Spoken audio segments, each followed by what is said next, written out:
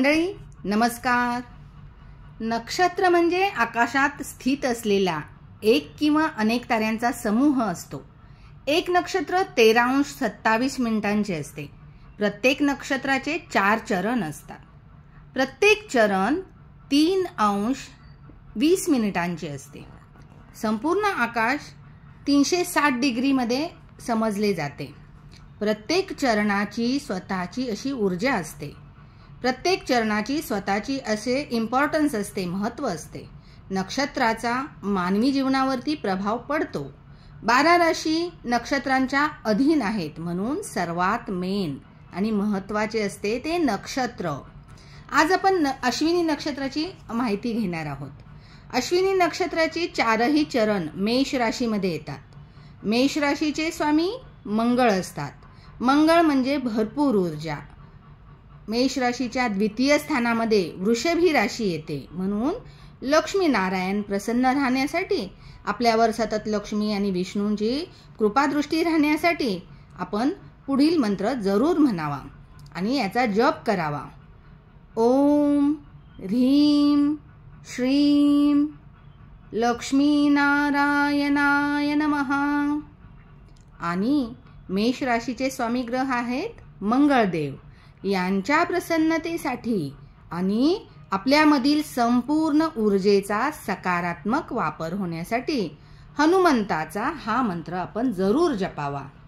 तो मंत्र असा आहे, ओम हम हनुमते रामदूताय नमः। अश्विनी नक्षत्राचा स्वामी कोण आहे तर केतू ग्रह आहे। केतू म्हणजे आध्यात्मिकता, परंतु केतूला डोके नाही, म्हणून अध्यात्माची दिशा मिळण्यासाठी गणेशाची आराधना श्रेष्ठ राहते। अश्विनी नक्षत्राचे देवता आहेत अश्विनी कुमार। यांना देवांचे वैद्य म्हणून ओळखले जाते। अश्विनी नक्षत्र वाल्या व्यक्तींसाठी करिअर म्हणून डॉक्टरी पेशा श्रेष्ठ ठरतो, किंवा कोणत्याही प्रकारचे इलाज या प्रकारच्या करिअर व्यक्तीने निवडल्यास व्यक्ती सफल होते।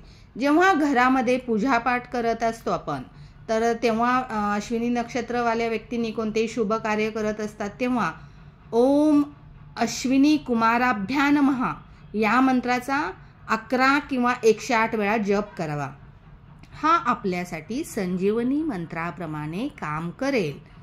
अश्विनी नक्षत्राचा वृक्ष आहे अशोक आणि आवळा। या वृक्षाची पूजा करणे, आराधना करणे, आपल्याला शक्य असेल तर वृक्षारोपण करणे। जेव्हा एखादी कॉम्पिटिटिव्ह एक्झाम असेल तर या वृक्षाखाली बसून ध्यान केल्यास, अभ्यास केल्यास, लिखाण केल्यास आपण सफल होण्याची जास्तीत जास्त शक्यता वाढते। अश्विनी नक्षत्रात जन्मलेल्या लोकांचा पाया सुवर्णाचा असतो। हा थोडा कमी शुभ मानला जातो। अश्विनी नक्षत्र हे तमोगुणी नक्षत्र आहे। यामुळे व्यक्तीच्या मनामध्ये कुठे ना कुठेतरी स्वार्थ लपलेला असतो। नियम कायदे तोडण्याचेही या व्यक्तींच्या मनात विचार सुरू असतात। यांना नियमानुसार, रूढी परंपरेनुसार जायला आवडत नाही। अश्विनी नक्षत्राला मंदलोचन किंवा मंदाक्ष नक्षत्र असेही म्हणतात। एखाद्या दिवशी हे नक्षत्र असताना एखादी वस्तू हरवली तर ती वस्तू उत्तर किंवा दक्षिण दिशेला थोड्या प्रयत्नामध्ये मिळू शकते, सापडू शकते। या नक्षत्रामधील व्यक्ती कोणत्याही परिस्थितीशी लगेच जुळवून घेतात आणि स्वतःला परिस्थितीप्रमाणे बदलवतात। या व्यक्तींकडे वक्तृत्व कौशल्य चांगले असते। तसेच लेखक किंवा चिकित्सक अशा ह्या व्यक्ती असू शकतात।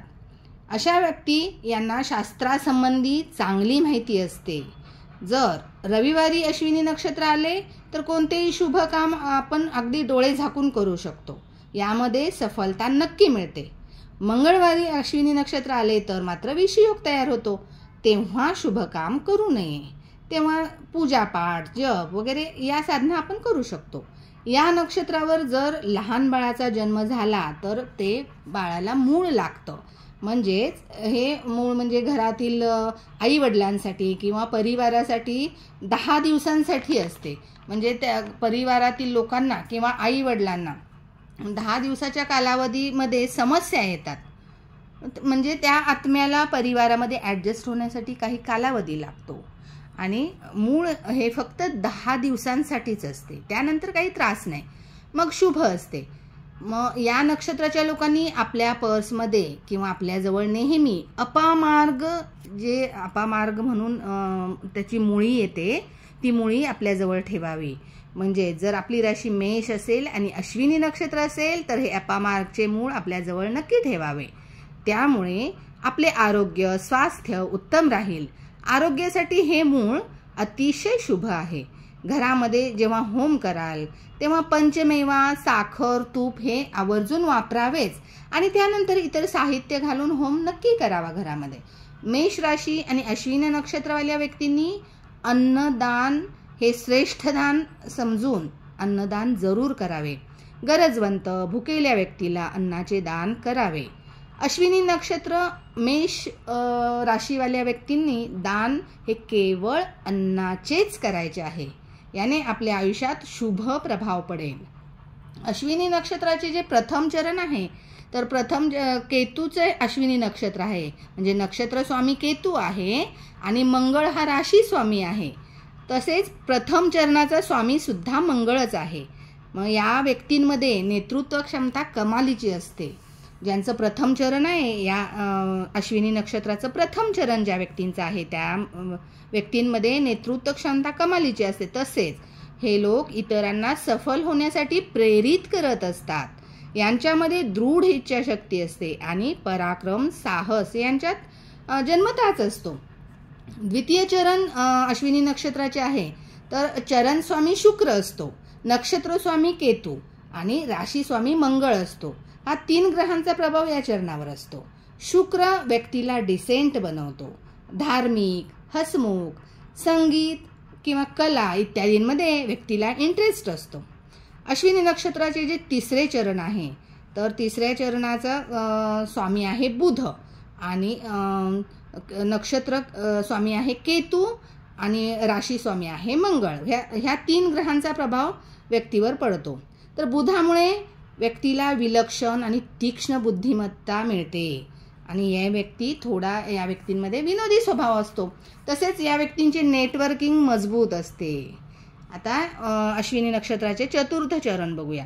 अश्विनी नक्षत्राचे चतुर्थ चरण चा स्वामी आहे चंद्र आणि नक्षत्र स्वामी आहे केतू, राशी स्वामी आहे मंगळ. ह्या 3 ग्रहांचा प्रभाव पडतो चतुर्थ चरणावर. चंद्रामुळे व्यक्ती भावनिक असते, भावुक असते, सहानुभूतीची भावना असते व्यक्तीमध्ये जन्मजातच. शिक्षण आणि चिकित्सा क्षेत्रामध्ये या व्यक्तींना फायदा होतो. आपल्या आयुष्यात शुभता येण्यासाठी इतरांचे चांगले करा आणि चांगला विचार करा. पॉझिटिव्ह रहा, निगेटिव्हिटीपासून दूर रहा. धन्यवाद.